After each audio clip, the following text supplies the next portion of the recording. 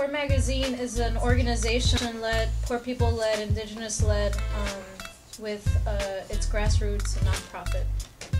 Promoviendo programas en arte. Providing education in arts. Noticias revolucionarias. Revolutionary news. So as Ingrid said, this is Sala Comunitaria. Como dice Ingrid, es la prensa comunitaria. So what is Sala Comunitaria? That's community newsroom. Es la noticiero de comunidad. Which really means that unlike CNN, que quiere decir que no como CNN, we're PNN. Somos PNN. We're the people-led news. Somos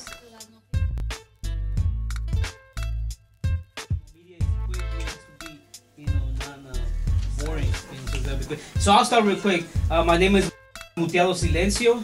I'm an immigrant scholar, a poet, and my relationship with poverty and oppression is that I was actually displaced from my homeland, from Michoacán, Mexico, with my family, because of the lack of opportunities, the lack of jobs, and also because we come from countries that have very corrupted governments. And this is Mutiado Silencio. Kill out the poor. We got everything and them still want more. Poverty's an organized crime, so you better build that in your mind. It's Chesapeake. Nice. Robbing you with that system called the law. And every time I see my brother's face, it's on the wall. And daily I chant down in Babylon system fall. That's Victor Nelson, who said. That's yo. Every day we're facing that, and I'm sure you're facing everything in your particular jacket, you know? So I come here to learn and really just be among family, because it's really good to see everybody. Yeah. Can I do my standby? Sure, this is whatever you feel like doing. I'm Joyce Yamamoto. I'm a Sansei with lots to say, so I want to speak out. So much injustice to shout. What's good? Put 'em up. And if you ready for the take the race up, organize the hood, get your weight up. No matter if you hustling, banging, riding, grinding. So what's good?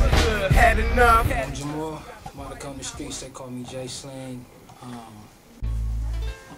Really outside my comfort zone, you know, growing up in the ghetto and in the gangs, taught to trust no one. So it took me so many years to come out here, and actually I came to meet Misha because she came to our neighborhood years ago about her son. And there's no cameras allowed on my block except for mine. So she saw me videotaping and she wanted me to tape an interview at the greenhouse, so I went down there and I got a chance to actually meet some other people that cared about what we were going through. In each gang neighborhood, you don't really feel like no one cares. We all we have. And so I've been filming for over a decade. I've had Marlon Carr for over 6 years. Just, you know, didn't know if I wanted to call it or not. And I received your card a long time ago. And, really, I produced a film. It's about everything that we went through. Police brutality, everyone who's gotten shot, everyone who's gotten beat down, everyone who got arrested in prison falsely. I taped everything that went on in our neighborhood. And I've had those tapes in the safe for many years, trying to figure out what to do with them. And since people in our neighborhood felt like I was the best one to be able to tell a story. Because if I didn't tell it, it would be unheard. So the point of this film that I'm producing is to tell our story. It's a piece of history, recent history that we can identify with. Most of my friends are dropout, junior high dropouts, so we don't know history. We don't know the presidents. We don't know how this country was founded. All we know is the streets. And so the people that's in the film, that's the history. 20, 30 years ago. That's our history.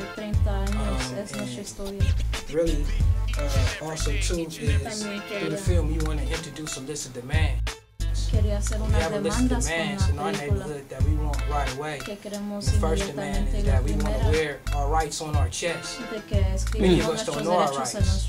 So we came up with the product that's laminated and we wear it around our necks along with our dead homies. So when we are arrested or when we are questioned by the police, our rights are right here. We can see them. The cops can see them.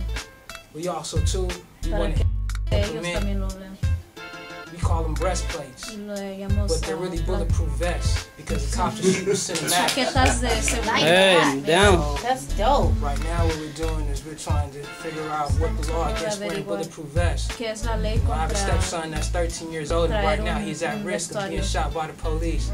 So when he goes to the movies and when he goes out to play basketball, I want him to wear his bulletproof vest because I wanted to make it back. You know, I think if Oscar Grant had a bulletproof vest, maybe things would be different. So that's another thing that we implemented. The last list of men would be we want safety for our children. La última demanda es de querer seguridad para nuestros hijos. It's a poster in the daily checking log because so many of our kids have found our guns in the house and they're their face on. And because we can't call on the police, because we can't rely on anyone else, we rely on ourselves for safety. So we stay strapped at all times.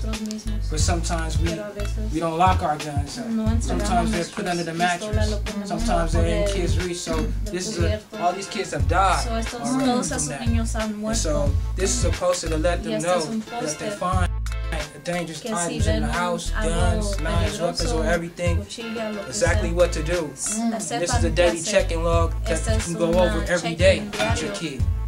And so with the movie, we hope to implement all these things that will help create a safer environment for our community.